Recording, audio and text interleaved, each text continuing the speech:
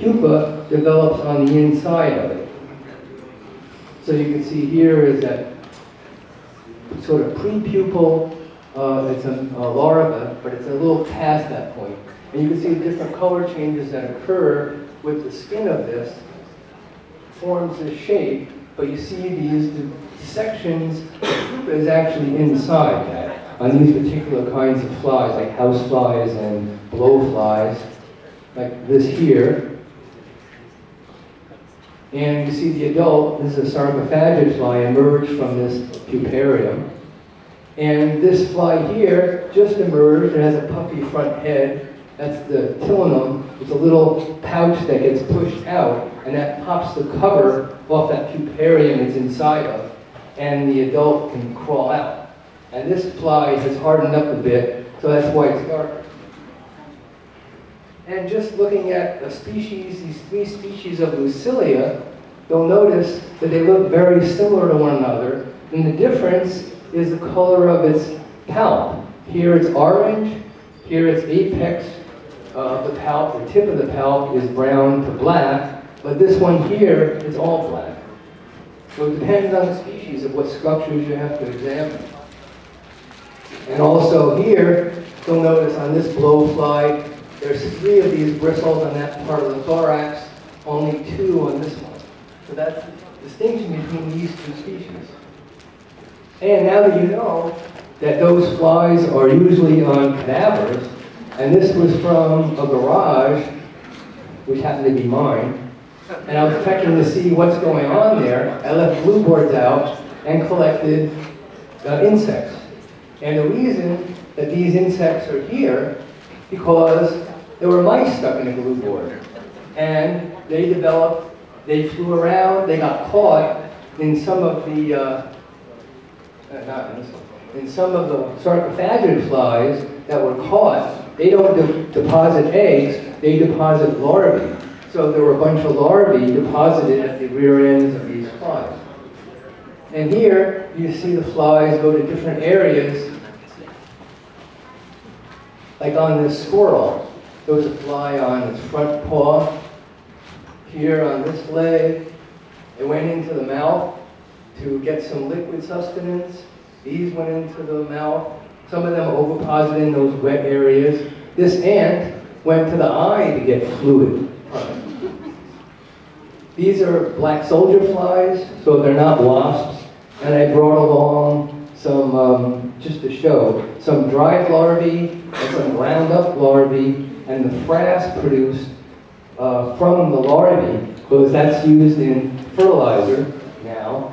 And these flies are great at recycling organic waste, and they'll probably be used in a lot of the dump areas now, and specialty areas. To do that, plus the larvae are great as a food source. The thing is, the larvae taste like larvae when they're dried up, but they have a cocoa flavor when they're ground into a powder. If you find this fly around, you know you have a pigeon issue, because these flies are the pigeon flies. They feed on pigeons. You find them in roosts, you'll find them in homes or offices, but then you know there's a pigeon issue because that fly is there. These are different wings. These haven't fully developed and extended the fluid into their wings and expanded their wings yet. That's why they're short. I examined in this area here, all the glue boards are out because they had an issue with pigeons living on the window area. And they were using nixolite, but the pigeons didn't care. They were nesting outside anyway and behind these structures. But they used, I told them you needed something else, and we got rid of that. The reason they called me in is because those pigeons had mites, and the mites were crawling in through the whole gallery, and they weren't biting people, but they were crawling around everywhere. These work really well in repelling pigeons. And this is one of the mites. This is a Germanissus mite. It has very elongate chelicerae. Those are the elongate structures. The other Ophiunissus mites you might find on pigeons have short chelicerae. So it's one way to identify it. Now this is back to that person who had the books in the apartment, And here's some of the books in the apartment. And he actually lived, not in his bedroom, but he lived with all of his books. He had a bed. And if you remember, the picture before was that place right behind his pillows. And the beetles were living there, but the bed bugs were also living throughout this. All these books, there were, I don't know, 30,000 books, were all boxed up and sent in for fumigation. It was a sulfurofluoride fumigation, and the rest of the apartment was then able to be treated. You can see the droppings were on the books that were in the shelves. And he had a chair there because he'd sit and read. And of course, bed bugs were living on that chair because that was their food source. The person who stayed in the chair an awful lot. And you can see the droppings here, the metabolic waste, which is pale colored, shed skins, eggshells, a nymph here, more eggs here. These are eggshells actually, they have holes, so the cover popped off of it.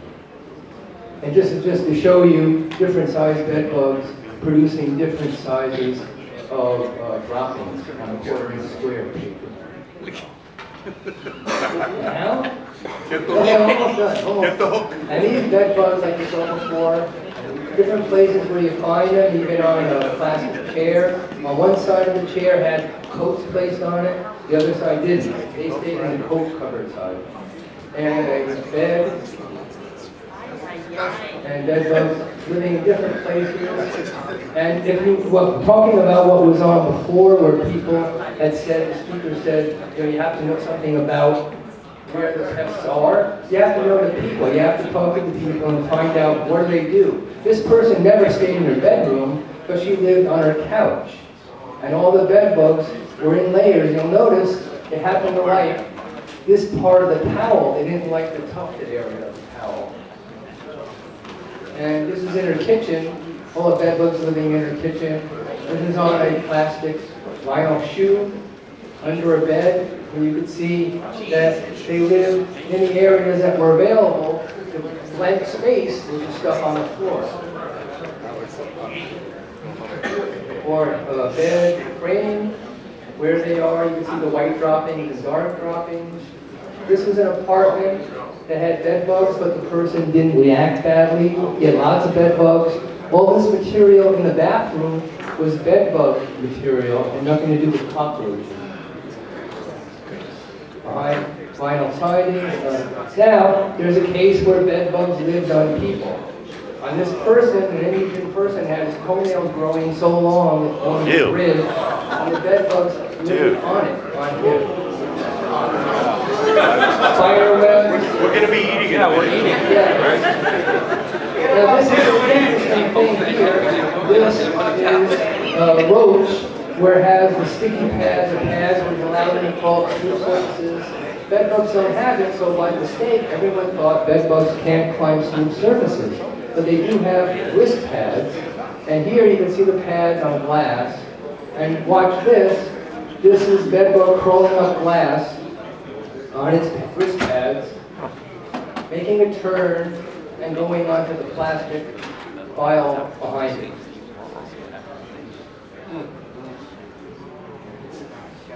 I see. Wait, I'm running just the anomalies. Was it the shed skin? The shed skin was stuck on the bed bug, and his body that part underneath the shed skin was in not formed. Oh, yeah. So here, these are different bed bugs under white, ultraviolet, infrared lighting. You can see the dark body becomes totally clear. You can look inside. Bat bugs are not bed bugs. They're related. If you find these and treat for bed bugs, you won't get rid of the problem because the bed bugs really aren't living where the person is. These are issues with coccinellid beetles, ladybird beetles, lice. These are anthochorid bugs, which look like bed bug nymphs, but they're not, but they will bite. And there's a comparison here. This is an anthochorid bug. The nymph has wing pads. Bed bug nymphs don't have wing pads. Adults. And this is one more slide. These are the allergy. You always say that. You always It is. One more slide. And this is a marker brown long-rated stink bug.